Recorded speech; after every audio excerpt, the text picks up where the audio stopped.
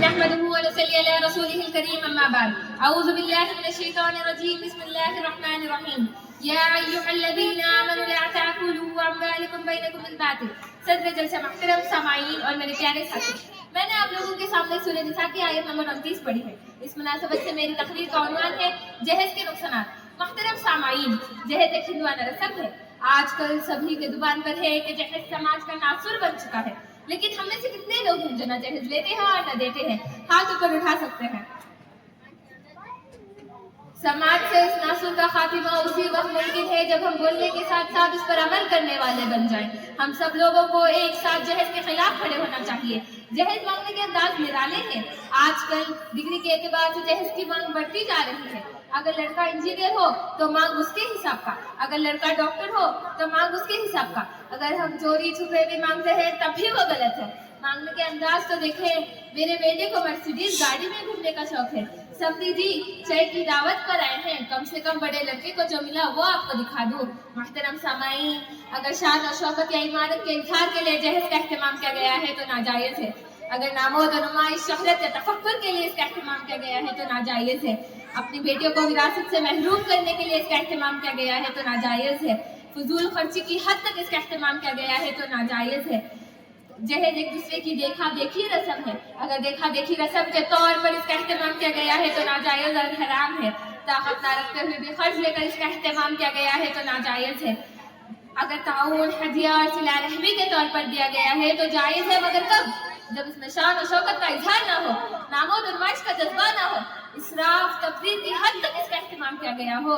مگر آج کل کے لوگوں کو دیکھ لے، طاقت نہ رکھتے ہوئے بھی قرض لے کر، یہاں تک کہ سود پر قرض لے کر اس رسم کو پورا کرتے ہیں۔ محترم سامعین، جائز کو رواج دینے والے گھرانے سب سے پہلے سنت رسول صلی اللہ علیہ وسلم کے حرمت و عظمت کو تار تار کر ایک ہندوانہ رسم کو فروغ کر رہے ہیں۔ یہ ہندوانہ رسم ہے، یقیناً معمولی گناہ نہیں۔ جہیز کی وجہ سے دینداری کو بالا طاق رکھ دیا ہے۔ جہیز کی وجہ سے دین اور دنیا سے عاری تعلیم اور تربیت سے کوری لڑکی سے بھی نکاح کر لیا جا رہا ہے۔ کیوں؟ کیونکہ اس کی جہیز کی فہرست بہت لمبی ہوتی ہے۔ جہیز ایک ہندوانہ رسم ہے، اور ہندوانہ اس رسم کو اس لیے جاری کیا ہے کیونکہ وہ اپنے بیٹے کو وراثت کے حقدار نہیں سمجھتے۔ لہٰذا ہم لوگ وراثت کی تلافی کسی نہ کسی طرح شادی کے موقع پر جہیز کی شکل میں دے رہے ہیں۔ ہم مسلمانوں نے ہندوؤں کے طور طریقوں کو خوب اپنا لیا ہے، اپنی بیٹیوں کو وراثت سے محروم کر دیا اور اس کے بدلے جہیز کو رواج ڈالا۔ محترم سامعین، نہ جانے کتنی لڑکیاں اپنی ماں باپ کی دہلیز پر بیٹھی بیٹھی بوڑھی ہو رہی ہیں۔ کیا انہیں گھر بسانے کا حق نہیں ہے؟ نہ جانے کتنے شیطان نما انسانوں کے بہکاوے میں آ گئی ہے۔ نہ جانے کتنی لڑکیوں نے خودکشی کر لی ہے۔ جہیز کے نہ ملنے کی وجہ سے بہت سی لڑکیوں کے ساس، سسر نے، دیور نے، جیٹھ نے، یہاں تک کہ خود اس کے شوہر نے اسے زندہ جلا ڈالا۔ ہم آئے دن اخبارات میں پڑھتے رہتے ہیں کہ موٹر سائیکل گاڑی نہ ملنے پر بہو کو زندہ جلا ڈالا، سسرال والوں کے ظلم ستم سے تنگ آ کر فلانا عورت نے خودکشی کر لی، فرج اور رنگین ٹی وی نہ ملنے پر شوہر نے بیوی کو گھر سے نکال ڈالا۔ جہیز کی لعنت پورے ہندوستانی سماج میں ایک ناصور کی طرح پھیل رہی ہے۔ ہر سال نہ جانے کتنی جانیں گئی اور جا رہی ہے، نہ جانے کتنی معصوم لڑکیوں کو موت کے گھاٹ اتار دیے جا رہے ہیں۔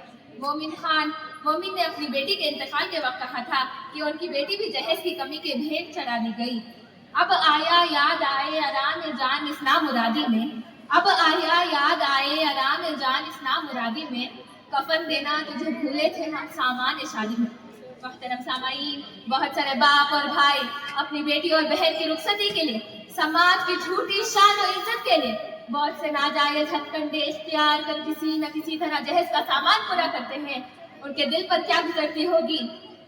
کیا نبی صلی اللہ علیہ وسلم نے جہیز لیا تھا؟ کیا نبی صلی اللہ علیہ وسلم نے ابو بکر صدیق رضی اللہ عنہ سے جہیز لیا تھا؟ نہیں، تو ہم کیوں لے رہے ہیں؟ ہم کسی سنت کو زندہ کر رہے ہیں۔ کیا نبی صلی اللہ علیہ وسلم نے اپنی 4 بیٹیاں زینب، رقیہ، ام کلثوم اور فاطمہ رضی اللہ عنہا کو جہیز دیا تھا؟ کیا نبی صلی اللہ علیہ وسلم نے عثمان ذو النورین رضی اللہ عنہ کو جہیز دیا تھا؟ نبی صلی اللہ علیہ وسلم نے عثمان رضی اللہ عنہ کو نکاح میں اپنی 2 بیٹیاں دی، رقیہ اور ام کلثوم رضی اللہ عنہا، مگر انہوں نے جہیز نہیں دیا۔ کیا نبی صلی اللہ علیہ وسلم نے علی رضی اللہ عنہ کو جہیز دیا تھا؟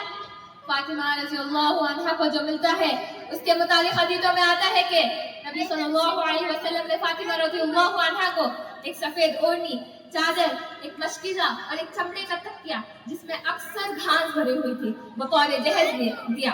لہٰذا ہم لوگوں کو جہیز لینا اور دینا بند کرنا چاہیے۔ آخر میں چند اشعار کے ساتھ اپنی تقریر کو ختم کرنا چاہوں گی۔ جوڑے گھوڑے کی لعنت ستم ڈھا گئی، جوڑے گھوڑے کی لعنت ستم ڈھا گئی، مائے ہوا کی بیٹی جلا دی گئی۔ خاتمہ یوں ہوا کل کی بارات کا، خاتمہ یوں ہوا کل کی بارات کا، قبر میں آج دلہن لیٹا دی گئی۔ اب تو شادی سے خائف ہیں سبھی لڑکیاں، کیا کہانی تھی اور کیا بنا دی گئی۔ آخر میں اللہ تعالیٰ سے دعا کرتی ہوں کہ وہ ہم سب لوگوں کو رشتے سنت کے مطابق کرنے کی توفیق دے، آمین۔ وآخر دعوانا ان الحمد للہ رب العالمین، والسلام علیکم ورحمۃ اللہ وبرکاتہ۔ جزاک اللہ خیر۔